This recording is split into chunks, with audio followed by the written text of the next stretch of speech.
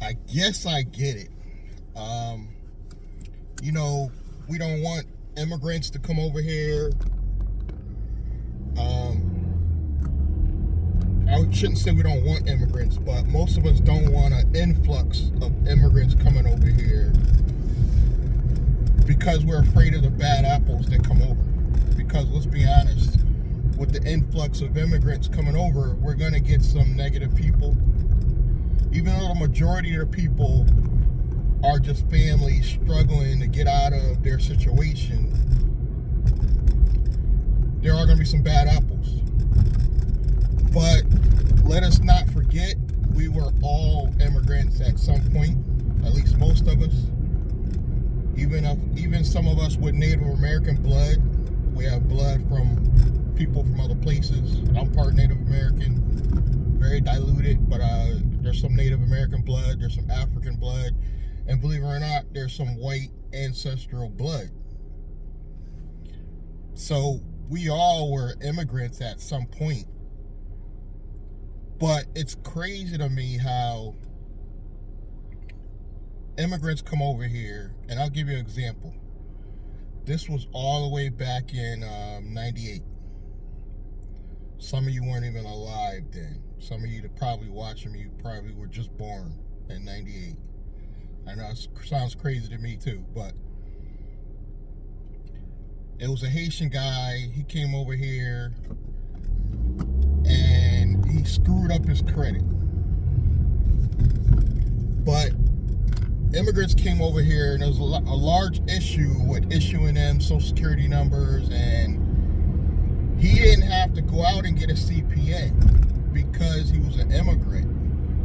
He simply, because these immigrants usually got 3 to 4 names, and they were allowed to take either their father's surname or their mother's.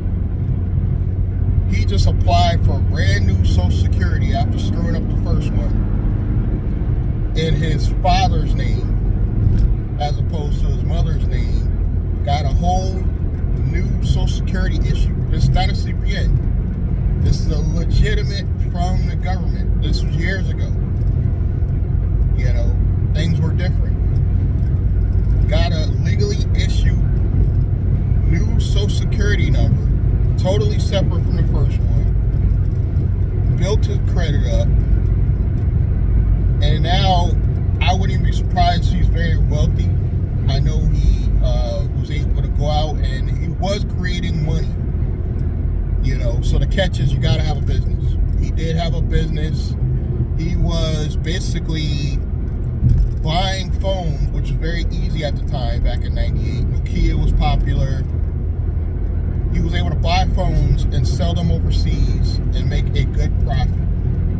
That's why I met him. At the time, I owned a small cell phone store, struggling cell phone store, and he was coming to me, seeing if I could get the phones at a cost and still made a profit. When I explained to him, as a dealer, it wasn't possible to sell phones to him cheap and still made a profit, he found other sources that he was able to do this, and he made a fortune. And I wouldn't even be surprised right now if he's bare minimum middle class right now. You know, I'm pretty sure he's probably somewhere in Connecticut living it up. I think he bought a modest house, not a mansion, but it was a reasonably sized house at the time. Back then, if you bought a house, it was even a decent size back then. You got to remember, with inflation, he's looking at bare minimum. The house is going to be worth like $500,000. If you had a 3-family house back then, it was a reasonable size. So, and it does depend on what town you purchased it and stuff like that. And if I'm not mistaken, he was in a wealthy environment. But that goes to show you, immigrants are able to come over here, hustle, out-hustle Americans, make money, become successful. There's countless stories like this. There's immigrants where I saw a Spanish family. They must have it felt like moved in like at least 20 people into one apartment. They all had jobs. They all saved their money. They worked together. And they were able to put their money together into it. They started their own business. I think it was a landscaping business. And they were able to all buy a house. A few of them had good credit because they worked together. Black people in particular, this is a hard concept. And I had a mentor, what I thought was a mentor, that I contacted through Instagram. Come to find out he knew less than me. This is the reality of the internet. Sometimes you will meet people that know less than you trying to school you. I mean, it happens. I wouldn't even be surprised that I've schooled people that know more than me on a college level, but not on the business side. My landlord, another perfect example. Somebody that was smarter than me, book smarter than me probably. Well, I wouldn't say that, but she was an immigrant. I want to say she probably was born here, but her family were immigrants, obviously, from, I believe, China. She was so immersed in being wealthy that she forgot she was an immigrant, as far as the United States classifies her. So even if you were born here, but you are of immigrant descent, there's certain grants you qualify for. So I go to tell her, this is my old landlord, by the way, she's no longer my landlord. So I go to tell her, Ms. Hung, you know there's certain grants you could get just for being Asian and a minority. She's like, I'm not a minority, I'm American. I was like, I understand that, but you're not white, you're still a minority. And the look on her face, she was actually shocked at this news. That even though she was wealthier than me, she would qualify for certain grants and money. And because she was so cheap and didn't want to pay me for none of this information I could have gave her, I didn't give her any more details, you know, because she wants to charge me rent on it first, but don't want to give me a consulting fee. You know, you're gonna meet people like that. But once I explained to her, you're an immigrant, and you know, there's money you qualify for, because I just happened to see a grant for Asian Americans, and you guys got to start working together to get ahead. This is the problem. And I get it with black people, I really do, because it only takes one in the group to sway your trust in all your people, unfortunately. And I've got burned not once, not twice, but by two black entrepreneurs that I met on the internet. So I get it. I no longer try to convince people to only buy black because of that factor. I'm saying you need to partner with people. Doesn't matter their race. If you got to partner with a woman so you guys can capitalize and get that woman grant or that Asian American grant or that Latino grant, you need to build a company strictly to start partnering with these people. You can offer to set them up, their corporation, and take a small percentage, take 10%. Be like, look, if I help you navigate on how to build your own business and receive this money, can my company receive 10% ownership in your company? Almost nobody will say no. You're offering to do the work, help them set up, help them find and apply for these grants. And if you got any of them that have a minimum 680 credit score, you might as well say you win, because that alone will give you the ability to help then what you do is you tell them, once you receive funding, you pay me a fee, a small fee, plus I own 10% in your business. And you write up an agreement, you write up a legal contract. Once they receive a certain amount of funding, for you to receive what you're asking for. And that could be $500, $1,000, even $2,000. You can make that into payments, or you can make that one lump sum, depending on how much you're getting them. And I happen to know for a fact, I could get any entrepreneur with a 680 credit score, and they have a steady income of at least $30,000. I would say at least $30,000. And I could get them $50K right out the gate when they set up their business and go open up their first bank account. Possibly even, I would say 50 to 150. Just based on their personal score being 680. Now you go around, you have your company, your Inc. or your LLC partner, where you acquire 10% of each one of these businesses. You show them how to get set up, how to make the money, and you're on your way to a successful business that helps other people start business. It could be a template business. I can even give you an example. Like, I'm in the transportation industry. I'm thinking about setting up my own transportation company separate from Uber and Lyft, and still provide the same transportation. I still can set it up where it does Uber and Lyft, but I may want to do courier, I may want to do shipping. Set your people up where they can do a transportation company.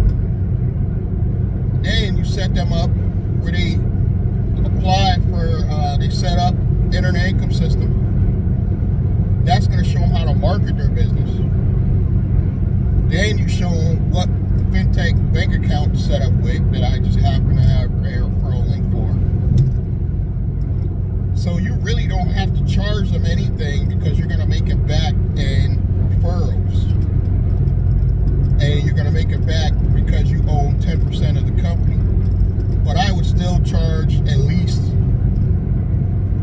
$500 to $1,000 once they receive their credit. Why not? You're doing all the work. You're showing them step by step how they can do this template business. Once they get their credit, let's say they off the gate, they get $50,000 to $100,000. You go down, you show them immediately how to purchase their car under their LLC, and then they can partner with you, because say they don't want to pay for the insurances and the licenses. You can be like, look, I'll insure and license your car under my company, even though they still own it. I'll insure and license it under my company for not even nothing, because you already own 10%. But you can be like, yeah, you got to give me, say, $100 a day to cover the insurance and everything on the car. And meanwhile, they can easily make, once you give them the apps and the strategy on how they're going to make money, they could easily make $300 a day. They're only paying you $100 for access to your fleet account or your licenses. You could easily add them to your Uber fleet, and the car can still be in their name. They can collect the funds, however you guys want to work it. They don't have to be on your fleet. They could just be paying you for the use and access to their car being on your insurance. There's just a lot of possibilities and ways you could partner with people, build your business up by still helping entrepreneurs. Like, one of the things I'm going to do, or I'm already doing, is offering free marketing for any entrepreneur. And the reason why I'm able to do that is because I know I'm going to get them on the back end. I know they're going to need me for something later, so why not offer them free marketing and advertising? And it gives me more content for channels in the future. Possibly my own platform that I'm working on. I'm giving you guys a lot of different ways you can work this. But it all stems from you gotta partner with people. There's ways you could get LLCs set up and you have bad credit, but you could bring in your girlfriend, your brother, your partner as your credit partner to help you establish the credit, then go out and purchase your vehicles to make the money. I didn't do this in the beginning because I wasn't thinking about transportation. It wasn't until my old company started running out of money, my company side business was almost down to, I think I was down to my last $5,000 that I realized, you know what, I can go drive for Uber. It hit me like a ton of bricks. I was like, yo, I can sign up and drive for Uber. And this was, years ago. This was like 2017-ish. And they were paying a little bit better. And it was too little too late. I still, because everybody was struggling, nobody wanted to help me out. We lost a particular home. We didn't own it, but we were renting a house, and everybody went their separate ways. This was right after my grandmother died. And it was a troubling time, but I've came out of that and realized that it wasn't that, because me and my family try to work together. It's just sometimes your family isn't the right family to work together. It's just that simple. I've worked with strangers and had a better outcome than working with my own family. And I realize it's unfortunate, and me and my brother had a business and we just could not work together and figure a way how to construct a profitable business. And you're gonna have failures. It's just unfortunately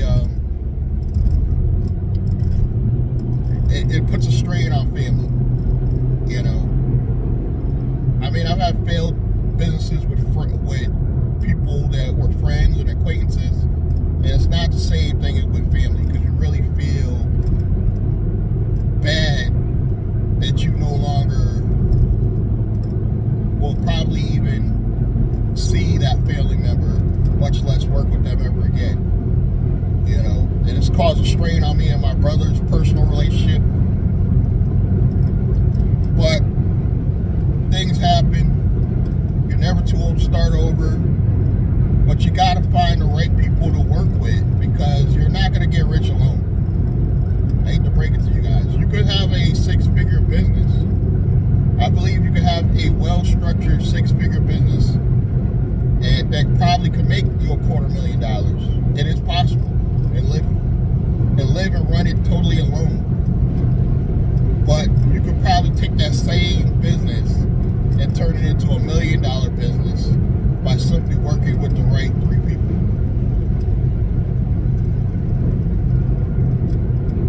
So anything is possible. I'm going to try to find the right 4 people to construct the perfect corporation to either take public or sell within the next 3 years. And I don't need to really prove it to you guys, because it's going to be documented, because it's going to be on video. It's going to give me more content to show to you guys, and I will show proof. I've shown proof on this channel. I don't have a problem with that.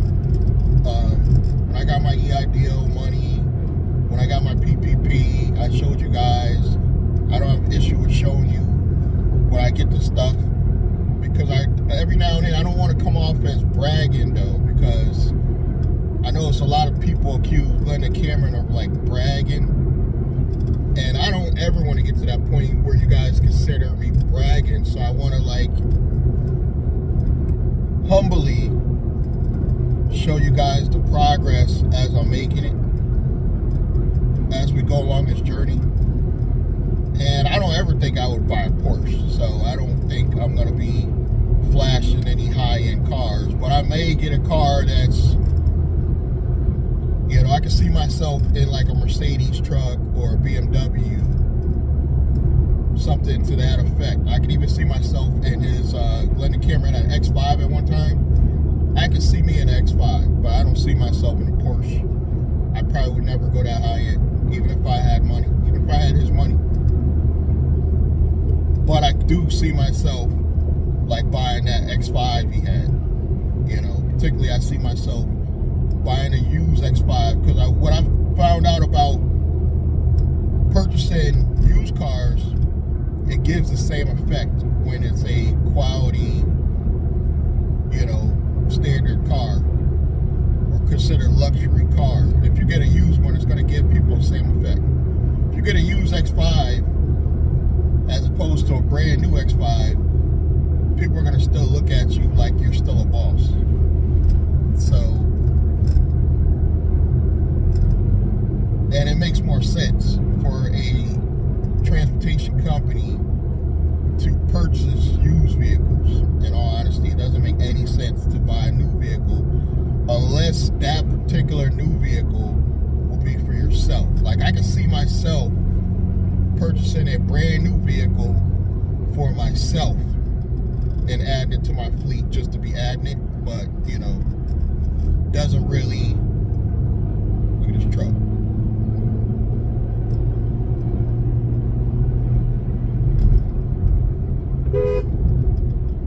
Why would you do that?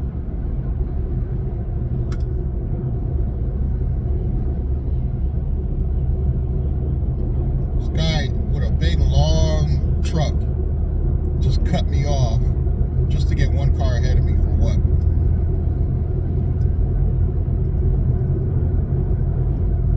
It kills me. Threw me all off. You know what I'm saying?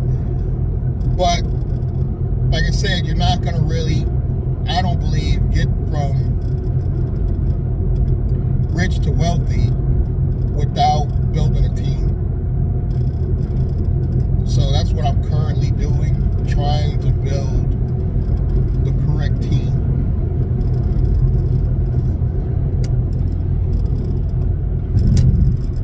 I just don't see, I can see myself building out my media company to possibly $250,000, which honestly could take care of my lifestyle. But is that enough where you could possibly sell or bring in shareholders? No.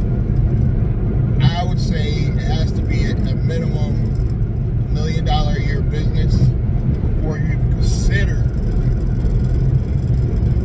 selling or going public. And sometimes staying private is better. You know, sometimes having a few private investors is better.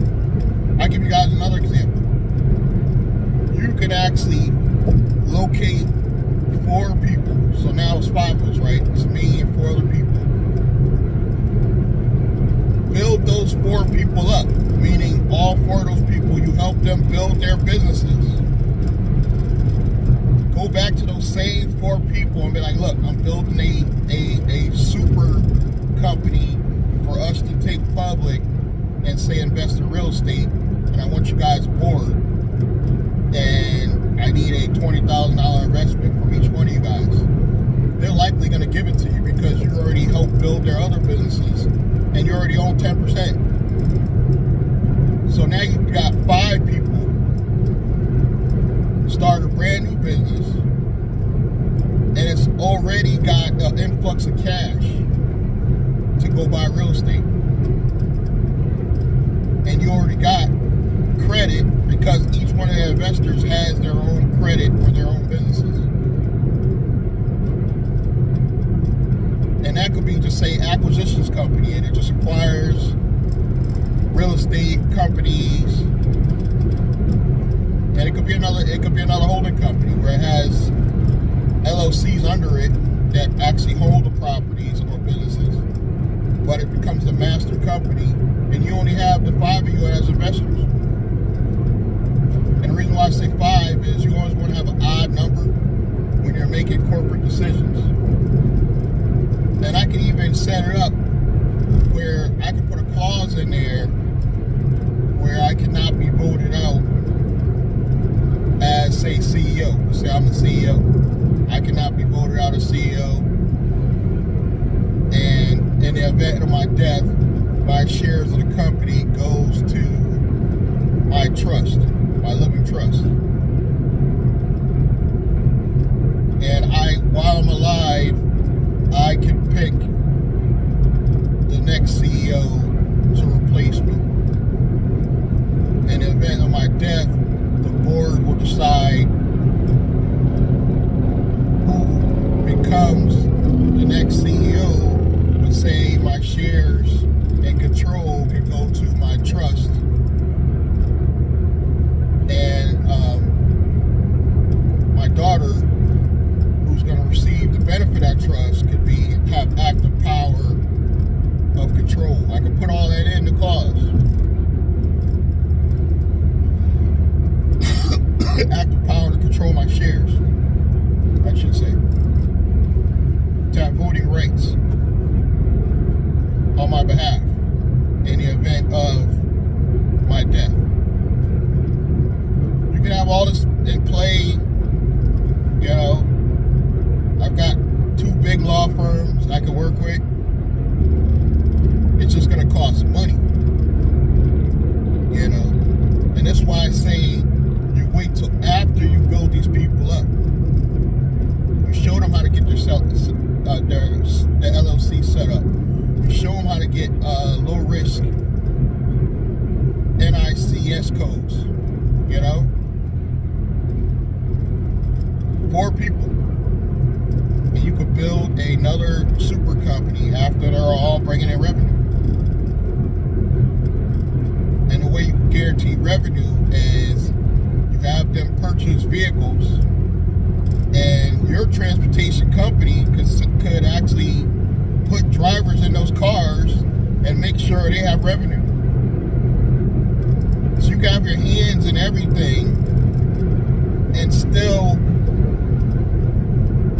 kind of control the destiny of not only their companies, but the future company that you take public or yourself.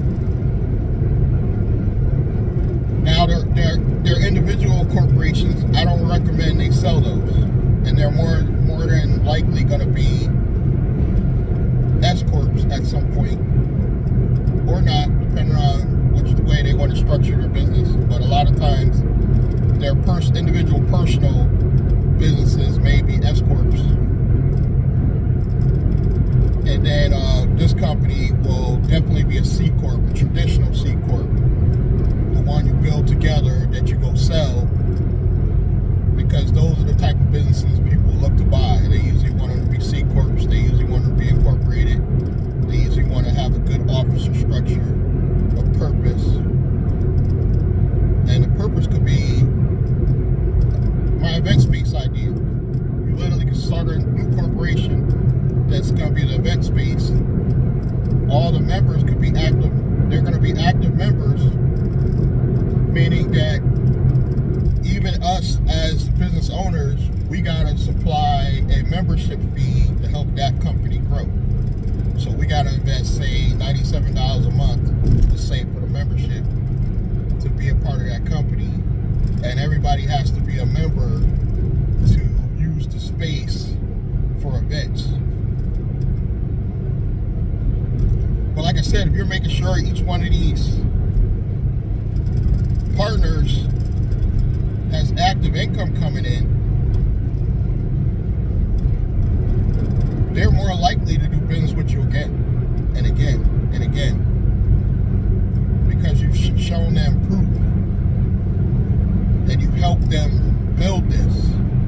So why wouldn't they help you start a whole nother company that's only going to make them money down the line? And what you guys do with that new company is you don't take anything out of the company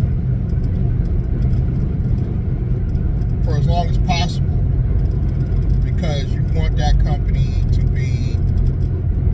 have funds to, one, you don't want to pay payroll on that company, and two, you want that company to build assets. You want that company to start buying assets, and by the company owning assets, later you guys could say, okay, now we can take a small salary, say a year or two down the line. So it is kind of like an investment strategy. That's the way I look at it. But you got to find the right 4 people, and 9 out of 10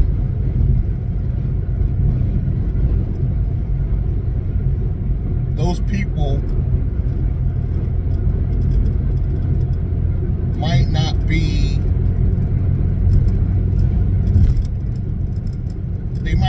your family, if that makes sense. So that's all I got for you guys today.